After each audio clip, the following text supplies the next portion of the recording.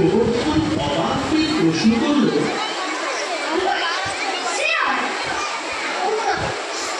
কি জানিস না, এই গেল পরেই উপকার করে বেড়ায়, তারাই হলো স্কাউট বলে। গোবর্ধন আরো অবাক হয়ে জিজ্ঞেস করলো, স্কাউট বয়? হ্যাঁ, অদ্ভুত নাম তো, কিন্তু ওটার মানে কি দাদা? মানে মানে এমন শক্ত কি জানা হবে? স্কাউট মানে কি?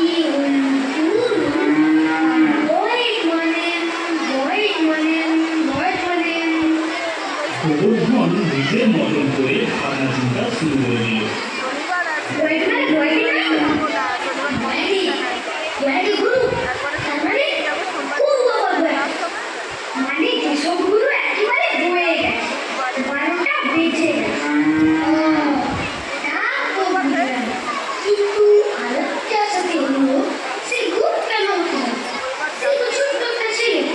একসঙ্গে একবার ছিলাম এতক্ষণ, দিব্যি খালি কাঁচা পোশাক পরে, গলায় রুমাল জড়িয়ে পরেই উপকার করতে বেরিয়েছি, কিন্তু ছেলেটার স্কাউট করে সেটা আমি টের পাইনি। কেন দাদা, টের পেলে না কেন? কি করে টের পাবো?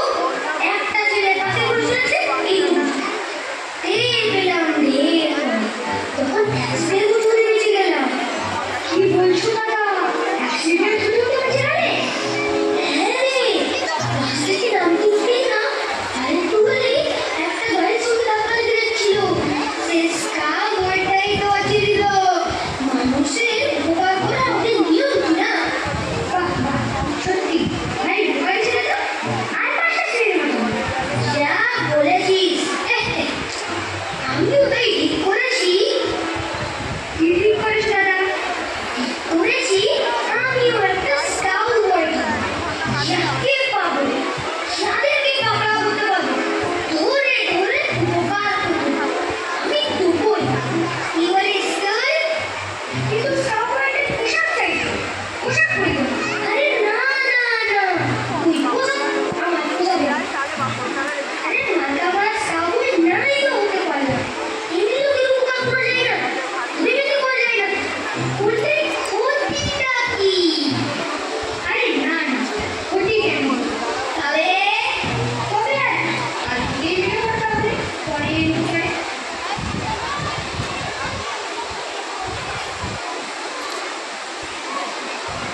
গোবর্ধনের টনক নড়ল। আগের দিনের প্রতিজ্ঞার কথা মনে পড়ে গেল তার। হ্যাঁ, আজ তো আজ থেকে তোকে কোনো উপায় লাগবে। এই বেকার ছিল কোনো কাজ না। সুযোগ পেলে তাহলে আবার কিছু কিছু একটা উপায় করবো।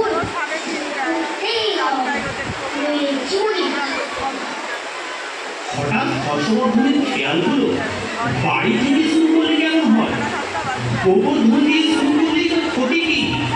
নিজের ভাইকে প্রথমে বল বলে বিবেচনা করে পরপক্ষে তাকে গৃহ হয় না, তারপর পরের ভাইরা তো হয়েই আছে, খুশি মতো করলেই হলো। হর্ষবর্ধন হাতের পাঁচ ধরেই আসলাম। গোবরা, এই গোবরা, আরে ওটা বলো কোথায় গেলি? আশ্চর্য, তিনি উপকার করবেন বলে হাত খেয়ে বসে আছেন, অথচ যার উপকার হবে তারই কিনা বলতেনি। দেখো দেখি কাণ্ড। হাঁক ডাক শুনে গোবর্ধন এসে হাজির। একটু সকালে দাদা, কি হয়েছে? আমি ভাবছি তো উপকার করলে কেমন হয়।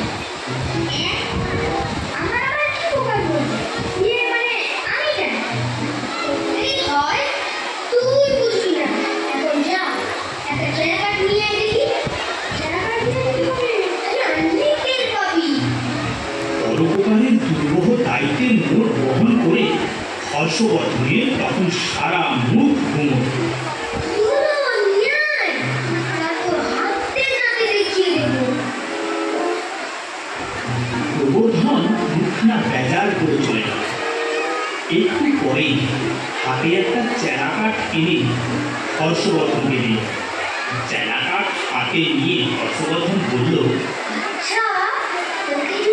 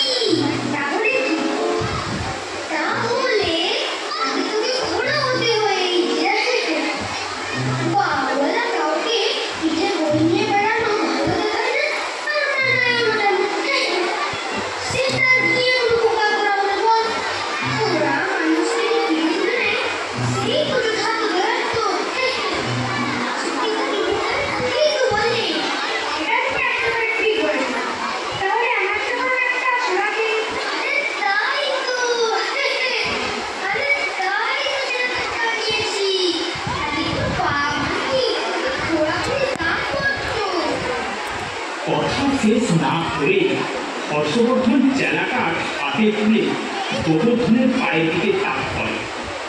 গোবর্ধন কয়েক মুহূর্তের জন্য হতচকিত হয়ে যায়।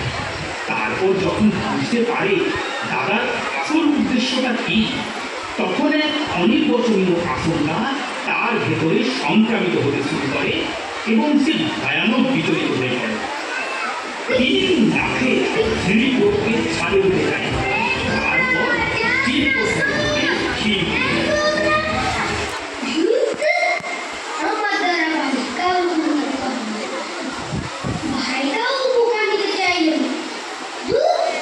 দেখি বাইরে তার সুবিধা মতো কিছু করা যায় না। এই বলে চেলা কাঠটা ছুঁড়ে ফেলে দিয়ে গলায় একটা রুমাল জড়িয়ে তিনি বাইরে নিয়ে গেলেন। রুগী বয়সটাও তো হতে পারবেন না, হাফ প্যান্ট পরা তাঁর পক্ষে যতটা অসম্ভব, এই বয়সে বয় হতে পারাটা তার চেয়েও অনেক কঠিন। তাই যতটুকু সম্ভব ততটুকুই করেছেন, গলায় রুমাল দিয়েছেন। বিশ্ব জুড়ে পর্বকারের বাসনা গলায় নিয়ে যে তিনি বেরিয়েছেন এটা জানানোর উদ্দেশ্যেই ওই রুমাল। বড় রাস্তার মোড়ে হর্ষবর্ধন যখন পৌঁছলেন তখন তার মনে বিশ্ব প্রেমের দানা বেশ ভালো করেই জমা টেনে গেছে। বিশ্বের গীত লালসায় তিনি লাগাইত, কারোর না কারোর কিছু না কিছু ভালো তিনি করবেন, ভালো করেই করবেন, সুযোগ পেলেই করবেন, এরকম করে স্কুলে করবেন। কেউ টের পাবে না, জানতে পারবে না। খবরের কাগজে বিজ্ঞাপনের জয়ঢাক বাঁচিয়ে তার জাহির করা হবে না।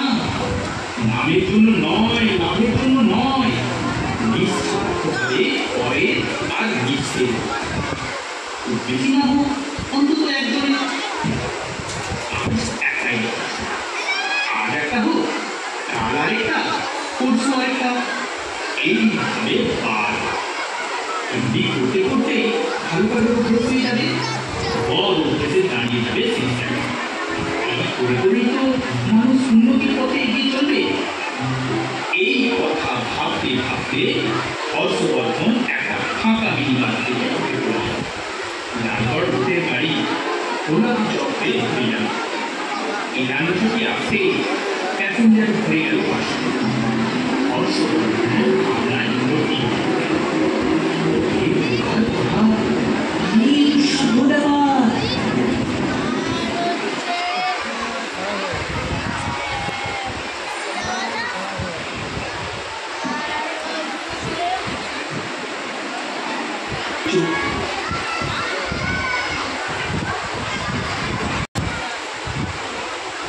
তার সামনের সিটে হাতখানিকের মধ্যে একটি বয়স্ক মেয়ে বসে আছে। মেয়েটির কোলে একটি ছোট্ট শিশু। মেয়েটির রোগা লম্বা, পরিচ্ছন্ন হলেও কাপড় চোপড়ে পরিষ্কার দারিদ্রের ছাপ। জীবন সংগ্রামে যে নাজেহাল হয়ে পড়েছে সেটা বেশ বোঝা যায়। মেয়েটিকে দেখা মাত্রই হর্ষবর্ধনের হৃদয় বিগলিত হতে থাকে। একটু তার সুযোগ, বলতে গেলে সুবর্ণ সুযোগ।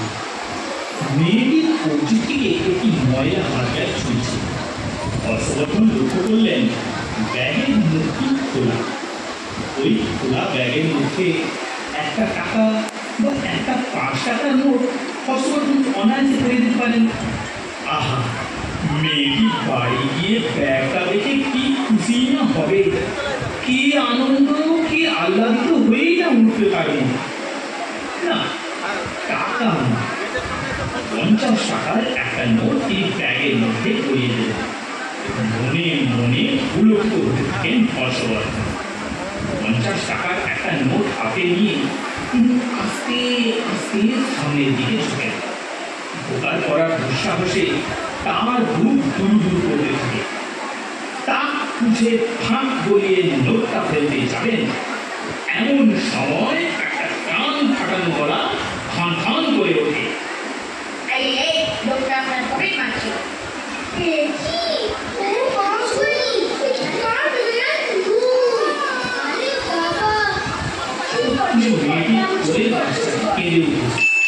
কন্ডাক্টর টিং টিং করে বিপদ সূচক ঘন্টা বাজিয়ে দেয়। বাসের সকালে হর্ষ হর্ষবর্ধনের দিকে তাকায়। হর্ষবর্ধন সঙ্গে সঙ্গে হাতকে টেনে নেন এবং নিজের পকেটে তুলে নেন।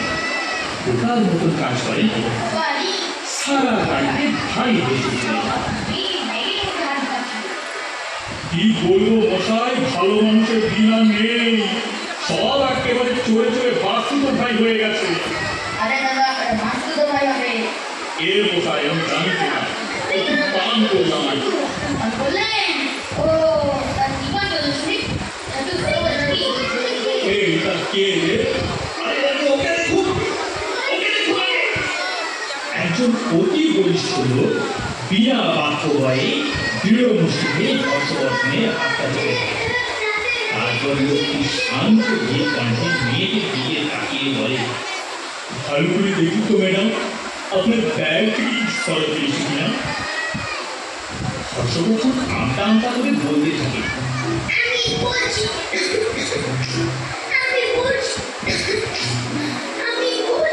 স্যার কিছু হয়নি মানে আসলে ব্যাপারটা না।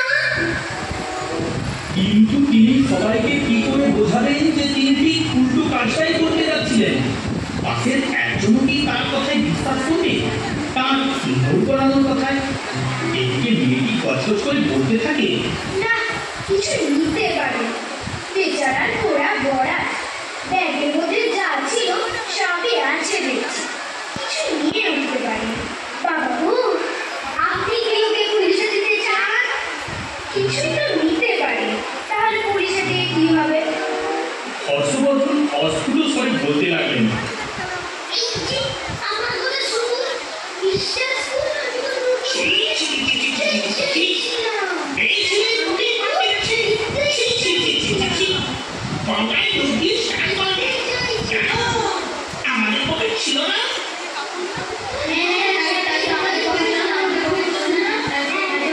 এই, একে দাও তো বাপের ছেলে। তুই করে দাও, তুই করে দাও একেবারে।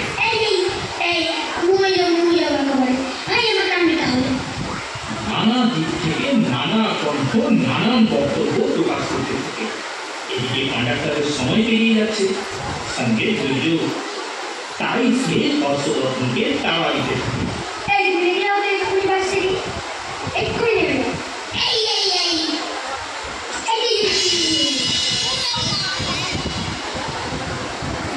স্বভাবতই খিচড়ে গেছে। তিনি বেশ ঘা খেয়েছেন এবং ঘুমড়ে হতাশ হয়ে গেছেন।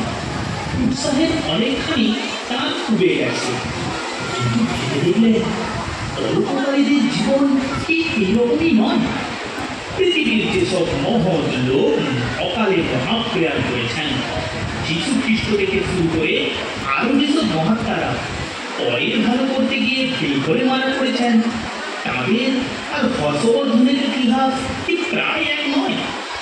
ধীরে ধীরে আবার তার প্রেরণা ফিরে আসতে থাকে। এইভাবে হাঁটতে হাঁটতে ভাবতে ভাবতে অনেকখানি পথ পায়ে পায়ে পার হয়ে যান হর্ষবর্ধন। চলতে চলতে ক্রমে ক্রমে তিনি এক পাড়া গাঁয়ের পথে এসে পড়েন। হ্যাঁ, এই পাড়া গাঁই তিনি চান। এই গৃহলোকের সঙ্গই তার কাম্য। শহরের লোকেদের মতো সন্দিগ্ধ ভাব এদের হয় না। ওরা উঁচাদুরস্থ শহুরের লোকেদের মতো উঁচা। আর এই গ্রামের মধ্যে কেউ না কেউ কোনোদিন থাকতেই পারে। উপকৃত হওয়ার তার ভীষণ প্রয়োজন, আর হর্ষবর্ধনের সাহায্যপ্রাপ্ত হতে যে বিন্দু মাত্র বাদ দেবেন। উপকৃত হয়ে যে বাধিত হবে, ধন্যবাদ জানাবে, চিরকৃতজ্ঞ থেকে যাবে। দৃষ্টি চালাতেই দেখতে পান একটি চাকার মেয়ে তরকারি মাথায় বোঝার ভাইদের কাপড় ধরে পথ চলেছে। তক্ষুনি তার পুরো সম্পর্ক ফিরে আসে। হর্ষবর্ধন গুটি গুটি পায়ে মেয়েটির কাছে এগিয়ে যান। নিজের গলাটা যতদূর সম্ভব মোলায়েম করে পিঠে করে বলেন, শুনো না, তোমার ওই বোঝা আমার দাও না, আমি তোমার গাড়িতে বয়ে দিয়ে আসছি। মেয়েটি সঙ্গীত চোখে হর্ষবর্ধনের দিকে তাকায়, তারপর বলে, তুমি বুঝি, তুমি বুঝছিল? হর্ষবর্ধন ঘাবড়ে গিয়ে বলেন, আমি কি কি বলছো?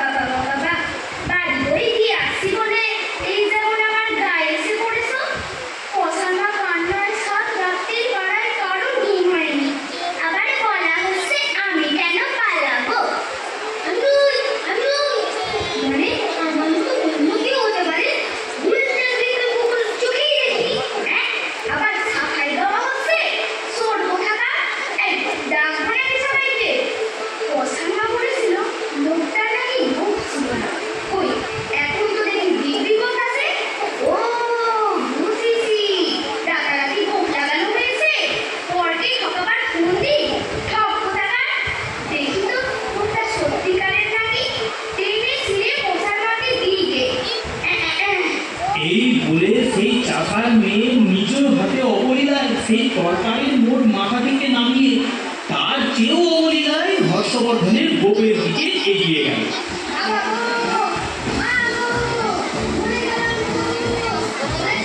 হর্ষবর্ধন আর এক মুহূর্ত দাঁড়ালেন না, সোজা উল্টো দিকে প্রায় ছুটে গেল। না, পরোপকার, এই ভাবতে ভাবতে ঊর্ধ্বশ্বাসে হর্ষবর্ধন একেবারে 1 মাইল দূরে গিয়ে আশ্রয় নিল। একটু শান্ত হয়ে তিনি ভাবলেন, তাহলে কি সত্যি পরোপকার করা যাবে না? উপরন্ত লোককে যদি শরীর সমাজ থেকে বাঁচানো যায়, সেও তো এক পরোপকার। কিন্তু হাতের কাছে আমার টুকরোগুলো পাচ্ছে কই? আর যদি পানো বা হর্ষবর্ধন তো সাঁতারে সব জানেন না, কিংবা কিছু মহিলাই উঠে 5 বাড়ির পুকুরের মধ্যে ঢুকে লেলিহান অগ্নিশিখা ভেদ করে ছোট্ট একটি নৌকে উদ্ধার করা পরোপকার হিসেবে এই বা কম কি?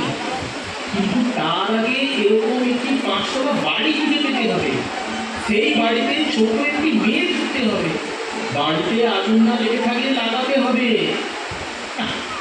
এই অনেক কাজ তার নাগালের বাইরে। আর পরোপকার না, এবার থেকে তিনি মাছের ঝোল ভাবেই ফিরে যাবেন। পৃথিবী করে প্রচুর মানুষ কল্যাণে যা তিনি ফিরেও তাকাবেন না। পরোপকারের জন্য তিনি প্রাণ দিতেও প্রস্তুত ছিলেন, তাহলে ভোগ কিছু নয়। প্রাণ তিনি দিতে পারবেন, কিন্তু ভোগ কিছুতেই